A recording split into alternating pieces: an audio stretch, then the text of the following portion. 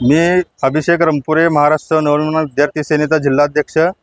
आज आम्ही महत्त्वाच्या विषयावर शिक्षणाधिकाऱ्यांचा विषय वळवलेला आहे, कारण सोलापुरातील अनेक शैक्षणिक संस्थांच्या परिसरात व काही शैक्षणिक संस्थांच्या कॅन्टीनमध्ये तंबाखूजन्य पदार्थ, गुटखा, सिगरेट अशी विक्री केली जाते। त्याच्यामुळं जे शैक्षणिक संस्थांमधले जे आमचे महाराष्ट्रातील जे बालक आहेत, जे 9वी 10वी ते 8वीतले बालक आहेत, ते तिथं गुटखा खरेदी करतात, सिगरेट घेतात व या असे बालकांचं पूर्ण लक्ष व्यसनाधीनकडे ते लोक पोरं विद्यार्थी चाललेले आहेत आणि त्याच्यामुळं त्यांचं जीवनातील भविष्य पूर्ण अंधकार होण्याच्या ह्याच्यावर आहे। मग हे आज आम्ही शिक्षणाधिकाऱ्यांना सांगितलं आहे की तुम्ही या शैक्षणिक संस्थांच्या परिसरात जी गुटखा विक्री, सिगरेट जे विकलं जातं ते ताबडतोब तुम्ही 15 दिवसात शाळू चालवायच्या आत बंद करा, नाहीतर आम्ही या शिक्षण विभागात जिल्हा परिषदच्या महाराष्ट्र नवनिर्माण सेना पानपट्टी चालू केल्याशिवाय राहणार नाही।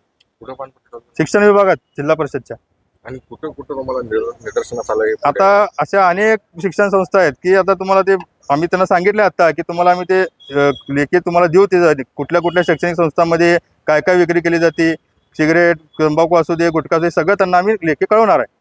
काय म्हणत आणि त्यांचंही म्हणणं आलं की आम्ही याला 100% आम्हाला तुम्ही चांगला विषय आमच्याबद्दल पोहोचवला, तुमचे आभार म्हणले ते। आणि त्यांनी म्हणले की लवकरात लवकर 8 दिवसात आम्ही तर कारवाई करू, सगळ्या शैक्षणिक संस्थांच्या मुख्याध्यापकांना आम्ही पत्र देऊ की तुमच्या परिसरात जर गुटखा विक्री, सिगरेट विक्री होत असेल तर ते ताबडतोब तुम्ही बंद करा, असं त्यांनी आम्हाला आत्ता आश्वासन दिलेलं आहे। पानपट्टी टाक. नाहीतर पानपट्टी या जिल्हा परिषद शिक्षण विभागात चालू करू।